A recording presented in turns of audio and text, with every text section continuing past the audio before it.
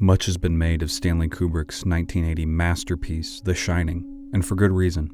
As the analytical documentary Room 237 explores, many viewers and fans of Stephen King and Kubrick alike have found deep, hidden meaning in what at first glance appears to be a run-of-the-mill horror novel adaptation. I'm not going to go into the history of The Shining or analyze the prominent use of symbolism. There are thousands of video essays about those topics. Instead, I want to focus on one of the characters that, on first viewing, almost completely pulled me out of the film. Wendy Torrance, who I now think is one of the greatest unsung horror movie characters in the history of film. I first watched The Shining in high school, and as a fan of the book, I was really disappointed. I told all my friends that it was boring, slow, and strayed too much from the book. The example I would always turn to is Shelley Duvall as Wendy. In the book, by all accounts, Wendy is attractive, young, blonde, constantly warding off her husband's sexual advances. Shelley Duvall as Wendy is none of those things, coming off as annoying, weak, almost puritanical, at least in dress, and unconventionally attractive to say the least. Jack shows little to no interest in his wife as anything except the mother of a child they share. While she is supportive, kind, dutiful, she is almost those things to a fault.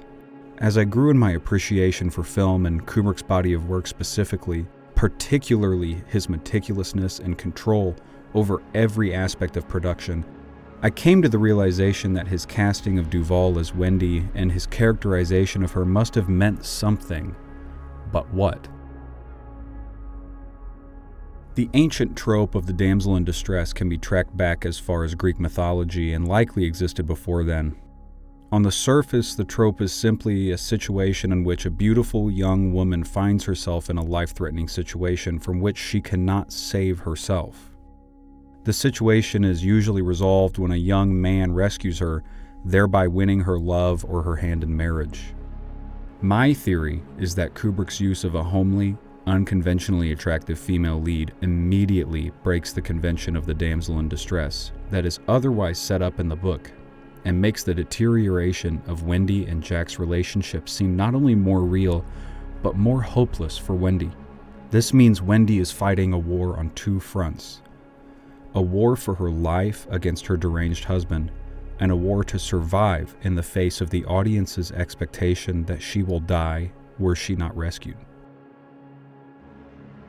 The trope of the final girl was well established by 1980, and Kubrick's first true horror film would have to compete with audience expectations that were influenced by films like The Last House on the Left, Halloween, and Alien, films that feature independent, resourceful, strong-willed women fighting against evil in several forms.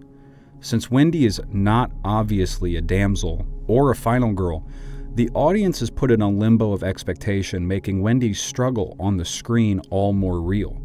Every time her life is in peril, a reasonable viewer would expect her to die given her characterization and a basic understanding of these established tropes, which gives every encounter that much more weight, and each survival seem like an incredible achievement.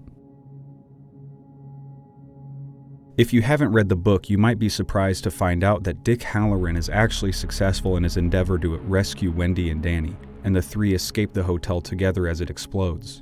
Kubrick's Hallorann, on the other hand, crosses the threshold of the hotel at 2 hours, 6 minutes, and 45 seconds, and is dead almost exactly 2 minutes later.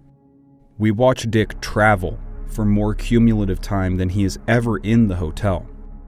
At first viewing, his entire inclusion in the film outside of the beginning seems completely pointless, serving only to raise the body count of the film to 1.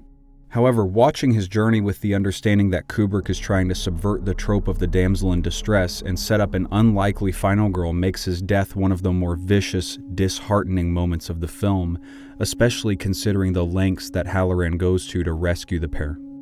It seems symbolic of Kubrick literally taking an axe to established tropes, and feels like an effort to drive home the fact that Wendy is truly on her own. Not only that, but the fact that Wendy escapes in the vehicle Hallorann drove seems symbolic of Kubrick using the knight in shining armor trope to deliver the means to save herself. Wendy's success in protecting her son from her vicious husband seems like a massive triumph because she not only defeats the monster, she defeats hundreds of years of expectation.